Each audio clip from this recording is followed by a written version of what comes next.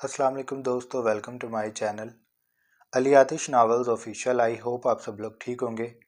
Novel है आवाज़ ना निकले सिसकियों की, अर्ज कलम अली आतिश।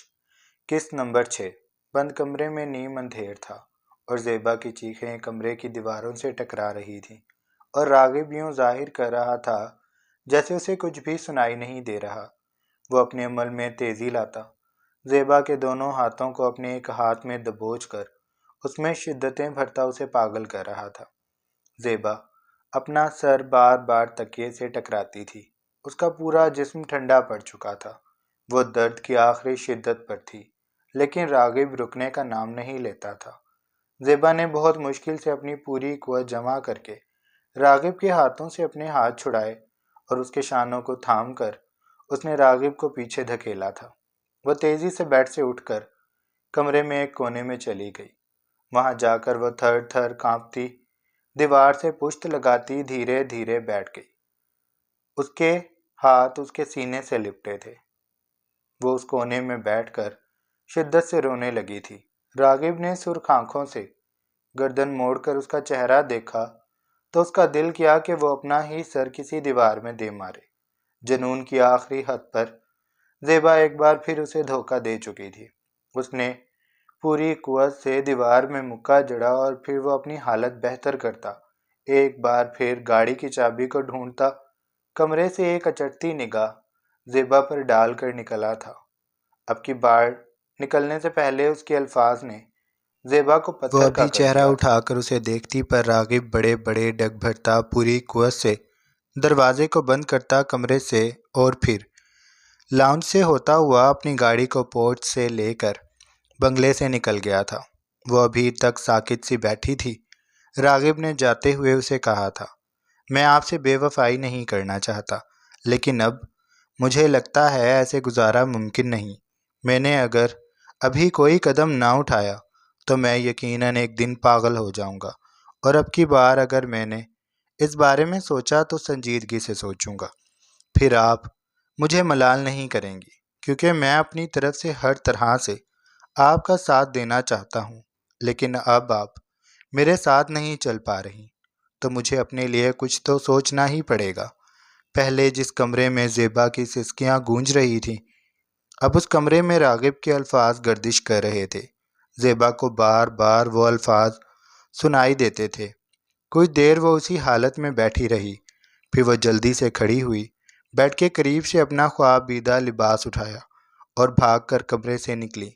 सीढ़ियों का अबूर करती वो तेज़ी से दाखिली दरवाजे की जानिब जा रही थी, लेकिन तब तक देर हो चुकी थी। रागिब जा चुका था। भीगी आंखों से उसने बेबसी भरा गहरा सांस लेकर वो वापसी के लिए पलटी। लाउंज में आकर उसने एक मोहतात निगाह अतराफ में डाली। वो ये भी भूल गई थी कि घर में इस वक्त बच्चे मौजूद होंगे। लाउंज में आकर उसने एक मोहतात निगाह अतराफ में डाली थी और फिर अपनी नाइटी की डोरी को बंद कर कर वो आहिस्ता कदम उठाती सीढ़ियों की तरफ आई। नपे तुले कदमों से चलती वो कमरे तक पहुंची थी। कमरे के दरवाजे को धीरे से बंद करके वो जब पलटी तो उसका रुख साइड टेबल पे था। अपने मोबाइल की जानिब उसने हाथ बढ़ाया। मोबाइल को उठाकर उस पर लरजती उंगलियों से वो किसी का नंबर तलाश कर रही थी। आंखों में बार बार जमा होने वाली नमी की वजह से मोबाइल की स्क्रीन धुंधला जाती थी। बहुत दिक्कत से उसे मतलूबा नंबर मिला था। उस नंबर को डायल करने के बाद उसने फ़ोन कान से लगाया। बेल मुसलसल जा रही थी, लेकिन सामने से फ़ोन नहीं उठाया जा रहा था। कई बार फ़ोन करने के बाद दूसरी तरफ से कॉल ओके हुई। राबिया, मेरी बात ध्यान से सुनो, ज़ेबा ने छूटते ही कहा था। अपनी आंखों को हाथ की पुश्त से पहुंचकर उसने ज़ेबा की तरफ से कोई भी जवाब के बगैर अपनी आगे की बात कहना शुरू की। तुम आज रागिब की कॉल नहीं उठाओगी। वो तुम्हें कॉल करेगा, लेकिन तुमने उसकी कॉल नहीं उठानी। अगर वो तुम्हारे घर तक भी आ जाए तो तुमने दरवाज़ा नहीं खोलना। ज़ेबा को अचानक ही एक शदीद खौफ ने घेर लिया था कि अब अगर रागिब राबिया के पास चला गया और उसने जुनून में आकर राबिया की तरफ अपने कदम बढ़ा दिए اور اسے وہ کہہ دیا جو وہ زیبا کو کہہ کر گیا تھا تو رابعہ ضرور اس بارے میں سوچے گی اور راغب کا بھرپور ساتھ دے گی، اور اگر رابعہ کو راغب کا ساتھ مل گیا تو زیبا کے لیے لڑائی بے حد مشکل ہو جائے گی، جو کہ زیبا نہیں چاہتی تھی۔ دوسری جانب نیندوں میں کھوئی رابعہ اس کی بات پر ایک دم سے چونکی۔ وہ بیڈ پر سیدھی ہو کر بیٹھ گئی۔ اس کے لہجے میں تجسس تھا۔ بکواس بند کرو، سوال کرنے کا حق تمہیں نہیں ہے۔ تم اپنے کام سے کام رکھو، جو کہا ہے وہی کرنا۔ اگر اس سے زیادہ یا کم کیا تو مجھ سے برا کوئی نہیں ہوگا، تم جانتی ہو مجھے۔ آخر میں زیبا کا انداز دھمکی امیز ہوا تو رابعہ دوسری جانب سے منمنائی، ٹھیک ہے میڈم، جیسا آپ کہیں۔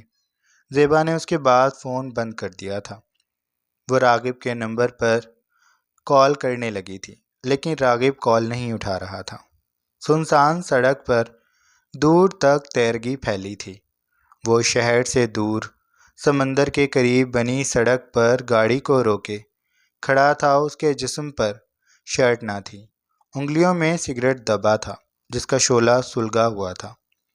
گاڑی میں رکھا اس کا موبائل مسلسل تھر تھرا رہا تھا، لیکن راغب کو نہ اس کی آواز آ رہی تھی اور نہ ہی وہ اس فون کو دیکھنا چاہتا تھا۔ وہ سگریٹ کے گہرے گہرے کش بھر رہا تھا۔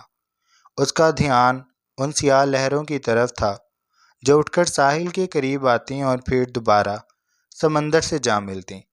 جس وقت وہ بنگلے سے نکلا تھا تو دماغ پر رابعہ کے گھر کا راستہ چھایا تھا۔ وہ اس طرف بڑھا بھی، لیکن پھر آدھے راستے سے ہی وہ لوٹ گیا۔ یہ اس سب کا مستقل حل نہیں ہے، اس نے سگریٹ کا گہرا کش بھر کر سوچا تھا۔ وہ قدم قدم چلتا سڑک کے ایک کنارے جہاں پر ایک موٹی سی دیوار بنی تھی اور جس سے آگے پتھر اور سمندر کا پانی تھا، وہ وہاں جا کر اس دیوار پر بیٹھ گیا۔ اس کے پیر سمندر کی جانب تھے، جہاں ابھی لہریں ٹکرا کر دیوار سے ٹکراتی تو راغب کے پیر بھیگ جاتے۔ اس نے گہرا کش بھرنے کے بعد دھوئیں کو فضا کے سپرد کیا۔ مجھے اس مسئلے کا مستقل حل چاہیے۔ زندگی کے 15 سال برباد کر دیے میں نے۔ شادی کے شروع کے سال تو چلو سب ٹھیک تھا، لیکن اب ہر چیز بگڑتی جا رہی ہے۔ 15 سال سے میں یہ مایوسی برداشت کر رہا ہوں، لیکن اب اور نہیں ہوتا مجھ سے۔ ہر ایک کو خوش رکھنا، اسے محبت دینا، یوں لگتا ہے جیسے میری ہی ذمہ داری ہے۔ میں اس سب میں اپنا آپ تو جیسے کھو کر رہ گیا ہوں۔ میری ضروریات، میری عزت، میری خوشی کی کسی کو کوئی پرواہ نہیں ہے، اور میں بھی خود پر توجہ نہیں دے رہا۔ لیکن اب بس بہت ہو گیا، مجھ سے اب اور برداشت نہیں ہوتا۔ مجھے اس بارے میں سنجیدگی سے سوچنا ہے۔ مجھے اب اپنے لیے کچھ نہ کچھ تو کرنا ہی ہے، زیبا چاہے کچھ بھی سوچے۔ اس نے جیسے یہاں بیٹھ کر ساری پلاننگ کر لی تھی۔ وہ جانتا تھا کہ جن راستوں پر وہ پچھلے کچھ سالوں سے چل رہا ہے وہ ٹھیک نہیں ہے۔ ان کا انجام کیا ہے وہ یہ جانتا ہے۔ وہ گناہ گار نہیں ہونا چاہتا تھا۔ اس نے زیبا کا ہر ممکن طریقے سے ساتھ دینا چاہا، خود کو ہر برائی سے دور رکھنا چاہا، لیکن وہ پھر بھی ناکام ہوتا گیا۔ آج بھی اس کا دل شدت سے یہ فریاد کر رہا تھا کہ وہ رابعہ کے پاس جائے، اپنے اندر کی سلگتی آگ کو کسی صورت بجھا دے، لیکن وہ نہیں گیا۔ اپنے آپ پر بہت مشکل سے ضبط کرنے کے بعد وہ اب سگریٹ سے اپنے دل کو بہلا رہا تھا۔ ذہن میں جیسے ایک جنگ چھڑی تھی جو اسے بے چین کر رہی تھی۔ اس کے ہاتھ پیر دھیرے دھیرے لرز رہے تھے۔ وہ دانتوں کو کچکچاتا اپنی مٹھیوں کو بھینچتا خود پر ضبط کر رہا تھا۔ اسے لگ رہا تھا کہ وہ جیسے خود سے قابو کھو دے گا۔ یہ جنون پل پل اس کی رگوں میں بڑھتا جا رہا تھا۔ وہ مرد تھا۔ مرد کی خواہشات عورت سے کہیں زیادہ ہوتی ہیں، اور ایسے مرد کی تو بہت زیادہ، جسے ایک عرصے سے رسوائی کا سامنا کرنا پڑ رہا ہو۔ وہ خود سے اس درجہ تنگ آ گیا تھا کہ اس کا دل کر رہا تھا کہ وہ اسی سمندر میں چھلانگ لگا کر اپنی جان دے دے۔ کبھی کبھی اسے شدت سے پچھتاوا ہوتا تھا کہ وہ اپنے ماں باپ کی بات مان لیتا، نہ وہ امریکہ جاتا، اس کی زیبا سے نہ ملاقات ہوتی، نہ اس پر کسی طرح کا وہ احسان کرتی، اور نہ راغب آج اس طرح کی زندگی جی رہا ہوتا۔ اس نے کبھی زیبا کی دولت پر نظر نہیں رکھی تھی۔ وہ خود کو اتنا قابل سمجھتا تھا کہ اپنی محنت کی کمائی سے بہت آگے نکل سکتا تھا۔ منصور صاحب بھی یہی کہا کرتے تھے کہ راغب بہت آگے جائے گا، اور اسے بھی یہی لگتا تھا۔ اس نے کبھی زیبا کی دولت پر نگاہ نہیں کی۔ وہ ایک ایماندار مینیجر کی طرح اس کی چیزوں کو سنبھالتا تھا۔ زیبا نے خود ہی اس کے نام بہت کچھ کر دیا تھا، پر یہ حقیقت ہے اس سب کو چلانا اور پھر کامیابی کی بلندیوں تک لے کر جانا آسان نہیں تھا۔ راغب نے دن رات ایک کر کے اس بزنس، ان ہوٹلز کو چلایا تھا۔ اس نے ایک مشکل سفر طے کیا تھا۔ وہ ایسے بچوں کو محبت دیتا تھا جو اس کا ہاتھ لگوانا بھی پسند نہیں کرتے تھے۔ شایان اس کی بے عزتی کرنے کا کوئی موقع ہاتھ سے نہیں جانے دیتا تھا۔ اس کے لہجے کی حد تک تنفر راغب کو اندر تک زخمی کر دیا کرتا تھا۔ وہ خود پر لاغ ضبط کرنے کے بعد اس کی باتوں کو برداشت کرتا تھا۔ اس نے کبھی کسی چیز کو زیبا پر ظاہر نہیں کیا۔ وہ خاموش تھا تو خاموش ہی رہ گیا۔ کبھی جب وہ آفس سے نکلتا تو سڑک پر بھاگتے چھوٹے چھوٹے بچوں کو دیکھ کر اس کے دل کو کچھ ہوتا تھا۔ اس کا دل کرتا تھا کہ اس کی بھی اولاد ہو، اس کے بچے ہوں جنہیں وہ چھوئے، جنہیں وہ پیار کرے، تو وہ اسے دھتکار نہ دے۔ وہ حساب لگانے بیٹھتا تو اس کے پاس تھا ہی کیا، ایک ایسی بیوی جسے ہر وقت کی توجہ چاہیے، ہر وقت محبت چاہیے، اور کاغذ کے ٹکڑے جنہیں خرچ کرنے کے بعد وہ وقتی سکون تو حاصل کر لیتا تھا، لیکن وہ خوش نہیں تھا، نہ زیبا سے اور نہ ہی اس کی طرف سے ملنے والی دولت سے۔ اس کا دل ہر چیز سے اچاٹ ہو جاتا تھا۔ اس کی امی اور ابو کو کتنا شوق تھا اس کے بچوں کو دیکھنے کا، دادا دادی بننے کا، لیکن وہ دونوں اس خواہش کو اپنے دل میں دبا کر ہی اس دنیا سے چلے گئے، اور راغب کو بھی یہی لگتا تھا کہ جیسے اس کا انجام بھی یہی ہوگا۔ وہ لوگوں کو خوش کرنے کی دوڑ میں اپنے آپ کو مکمل طور پر بھول چکا تھا۔ آج بہت دنوں بعد اس پر وہی رات آئی تھی جب وہ بیٹھ کر اپنے لیے کچھ کرنے کا سوچتا تھا، لیکن وہ کبھی طے نہیں کر پایا کہ اسے حقیقت میں کرنا کیا ہے۔ دوسری شادی کا خیال آتا تو وہ یہ سوچ کر سر جھٹک دیا کرتا تھا کہ زیبا اس چیز کو کبھی ایکسیپٹ نہیں کرے گی، اور اب اس سے شادی کرے گا بھی کون؟ ایک 40 سالہ مرد کو بھلا کون محبت دے گا؟ اس نے یہ بات اونچی آواز میں کہہ کر تلخی سے کہکا لگایا تھا۔ اس کے کہکوں میں کرب تھا۔ سمندر اور اس کی لہروں اور چاروں طرف پھیلی تیرگی نے اس کرب اور تکلیف کو محسوس کیا تھا جو راغب کے دل میں اس وقت سر اٹھا چکی تھی۔ رات کا دوسرا پہر شروع ہو چکا تھا۔ کمرے میں خاموشی اور اندھیرا پھیلا تھا۔ بس بیڈ پر موبائل کی روشنی جل رہی تھی۔ اس کی روشن اسکرین کو اپنے چہرے کے سامنے کر کے لیٹی ردھم راغب چوہان کی تصویروں کو دیکھ رہی تھی۔ وہ شخص اس کے اعصاب پر بری طرح سے چھا گیا تھا۔ وہ اپنے ہر قدم پر اس کی خوشبو کو محسوس کر رہی تھی۔ ہر روز جب وہ کالج جاتی تھی اور اب یونیورسٹی سے آنے کے بعد وہ کپڑے بدل لیا کرتی تھی، لیکن آج اس نے اپنے کپڑے نہیں بدلے تھے۔ اس نے ایک بار پھر کاندھے کی طرف ناک لے جا کر وہاں رگڑی اور گہرا سانس بھرا۔ یہ وہی کاندھا تھا جس سے راغب چوہان ٹکرایا تھا۔ اس کی خوشبو ردھم میں ابھی تک اٹھتی تھی۔ ردھم کو لگا وہ بجھ جانے والے چراغ جیسی ہے جس میں سے مسلسل راغب نامی دھواں اٹھ رہا ہے، اور یہ دھواں اس قدر گہرا ہے کہ وہ اپنے آگے کسی اور چیز کو دیکھ ہی نہیں پا رہی۔ اس نے بس ٹی وی میں دیکھا تھا ایسی جنونی پہلی نظر کی محبت، اور آج جب وہ اس تجربے سے خود گزر رہی تھی تو اس کا دل کر رہا تھا کہ وہ بھاگ کر راغب چوہان کے مقابل چلی جائے، اسے فوراً بتا دے کہ وہ اس کے بارے میں کیا محسوس کر رہی ہے۔ اس کا حال ایک دم سے ایسا ہو گیا تھا کہ اگر اسے راغب کے پاؤں بھی پکڑنے پڑے تو وہ پکڑ لے گی، اسے اپنی محبت کا یقین دلائے گی۔ وہ راغب سے آگے اس کے بعد اب کسی کو سوچنا نہیں چاہتی تھی۔ دماغ کو بار بار اس نے اس کام پر لگایا، لیکن دماغ نے صاف انکار کر دیا۔ اس کا پورا جسم بے چینی کا شکار تھا۔ اس نے مسلسل راغب کی تصویر کو دیکھنا شروع کیا تو آدھی رات گزار دی، اور اب بھی آنکھیں نہ تھکتی تو وہ راغب کی تصویروں کو دیکھتی رہتی، لیکن آنکھوں میں شدید تکلیف ہونے لگی تھی۔ اس نے اسکرین کو بجھایا اور اپنے ماتھے کو دبانے لگی۔ ذہن کے پردوں پر پھر سے راغب کا عکس بننا شروع ہو گیا تھا۔ اس نے جھنجھلا کر آنکھیں کھولیں۔ میں کیسے اس کے پاس جاؤں؟ میرے پاس پاور کیوں نہیں ہے؟ میں اسے کیوں کڈنیپ نہیں کر سکتی؟ میں اس تک کیسے جاؤں؟ اسے کیسے بتاؤں کہ میرے دل کا حال؟ اس کی ایک نظر دیکھ لینے سے کیا ہو گیا ہے؟ اس نے سختی سے آنکھیں میچ کر بیڈ شیٹ کو مٹھیوں میں دبوچ لیا۔ ذہن تیزی سے کام کر رہا تھا۔ پھر ایک جھماکہ اس کے ذہن میں ہوا تو اس کا پورا وجود ساکت ہو گیا۔ اس نے پٹ سے آنکھیں کھولیں۔ کیا ایسا ممکن ہے؟ دل کے کسی گوشے سے آواز آئی تو اس نے سر کو تکیے پر تھکے ہارے انداز سے گرا لیا۔ میں تو یہ بھی نہیں کر سکتی۔ اس نے جیسے ہار مان لی تھی، اور اب وہ سونا چاہتی تھی، لیکن ردھم آج کی رات نہ سو سکے گی اور نہ ہی اسے سکون آئے گا۔ وہ جو سوچ رہی ہے کہ وہ یہ سب نہیں کر سکے گی، وہ کچھ ہی دنوں میں غلط ثابت ہوگی اور اسی راستے پر چلے گی جو راستہ راغب تک جاتا ہے۔ اب دیکھتے ہیں اس کی محبت کا انجام کیا نکلتا ہے۔ کیا وہ راغب تک آسانی سے پہنچ جائے گی؟ راغب دن چڑھے تک سوتا رہا تھا۔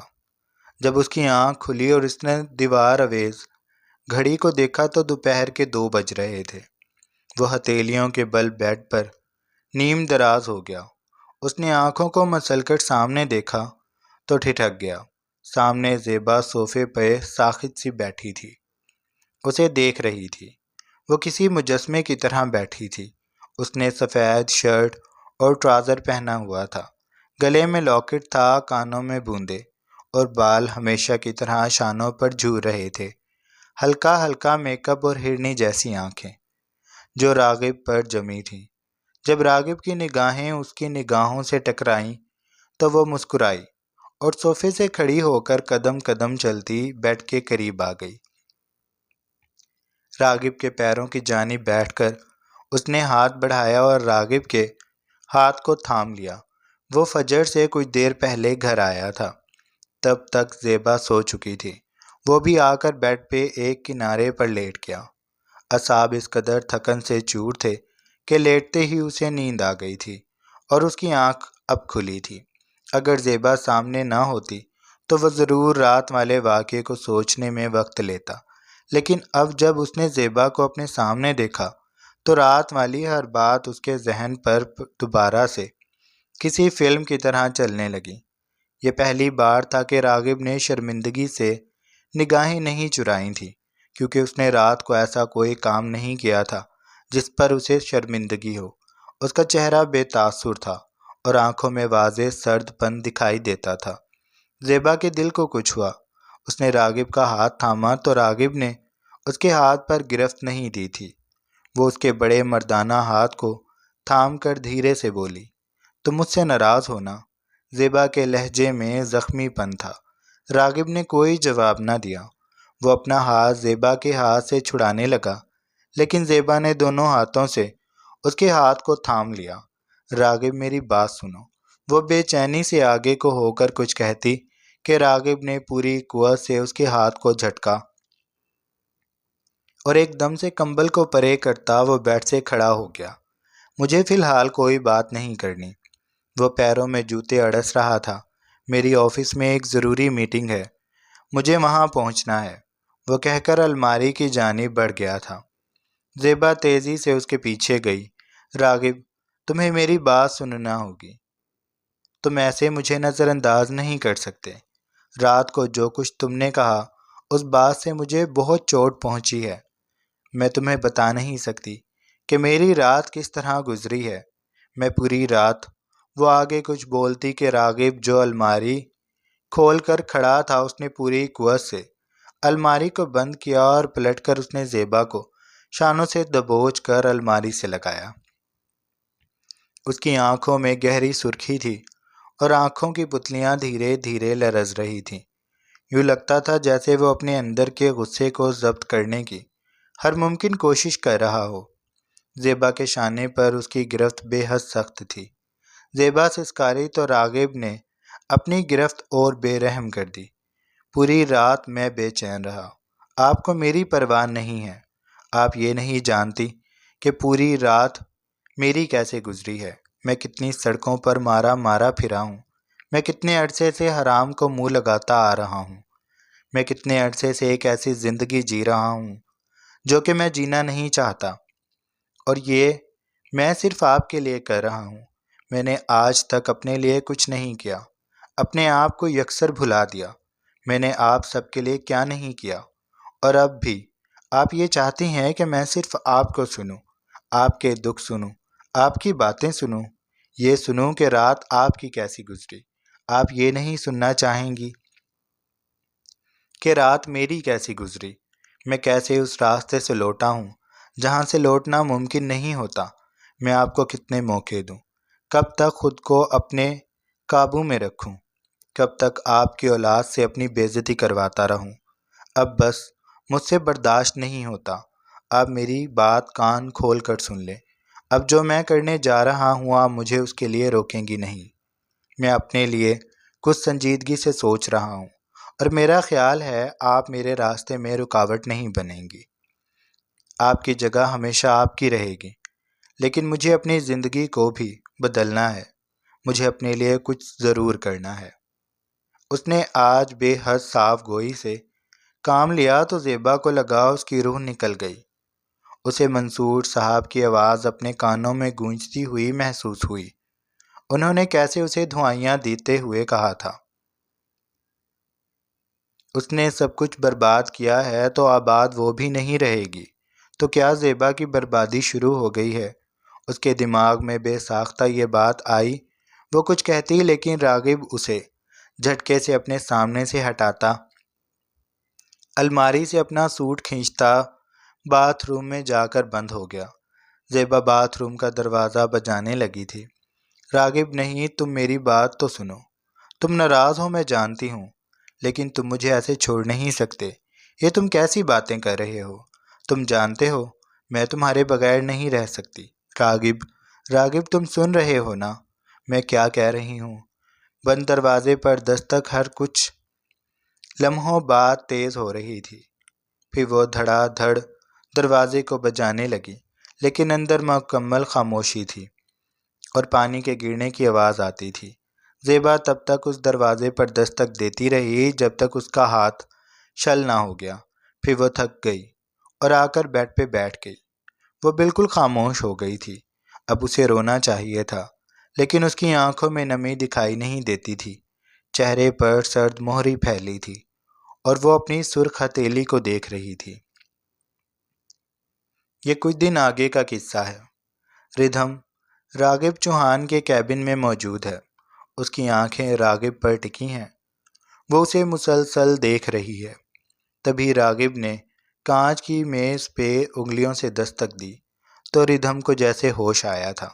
کیا کام ہے آپ کو مجھ سے؟ اس نے سوال کر کے اپنی نگاہیں لیپ ٹاپ کی اسکرین پر کیں اور ٹچ پیڈ پر انگلیاں چلانے لگا۔ پھر اس کی انگلی ایک دم سے رکی۔ اس نے ایک جھٹکے سے گردن کو اوپر کیا اور شاکی نگاہوں سے ردھم کو دیکھا، جو کہہ رہی تھی، مجھے آپ سے محبت ہے اور میں یہاں آپ کو اپنی محبت کا یقین دلانے آئی ہوں۔ یہ بتانے آئی ہوں کہ میں پچھلے کچھ دنوں سے آپ کو سوچ رہی ہوں، اور ایسے کہ مجھے اور کچھ بھی سجائی نہیں دے رہا۔ ہر وقت آپ کا خیال میرے دماغ پر چھایا رہتا ہے، اور میں اس بے بسی کے مقام پر ہوں کہ اب آپ کے سامنے بیٹھی اپنی محبت کا اظہار کر رہی ہوں، اور میں انکار نہیں سننا چاہتی۔ آپ مجھے ایک موقع دیں، آپ ضرور مجھے چاہنے لگیں گے۔ وہ غضب کی پر اعتمادی سے بول رہی تھی۔ اس کی نگاہیں راغب چوہان کی آنکھوں میں گڑی ہوئی تھیں۔ وہ ایک پل کے لیے بھی نہیں گھبرائی تھی۔ راغب کی آنکھوں میں آنکھیں ڈال کر وہ اپنی محبت کا اظہار کر رہی تھی، اور راغب ایسے بیٹھا تھا جیسے پتھر ہو گیا تھا۔ اسے اپنے کانوں پر یقین نہیں آ رہا تھا۔ جاری ہے۔ جناب، یہ تھی ہماری آج کی ایپیسوڈ۔ آئی ہوپ آپ کو اچھی لگی ہوگی۔ اگر آپ کو قسط اچھی لگی ہے تو آپ چینل کو لازمی سبسکرائب کر لیں، بیل آئیکن کے بٹن کو بھی پریس کر لیں تاکہ نئے آنے والی ویڈیوز آپ کو ملتی رہیں۔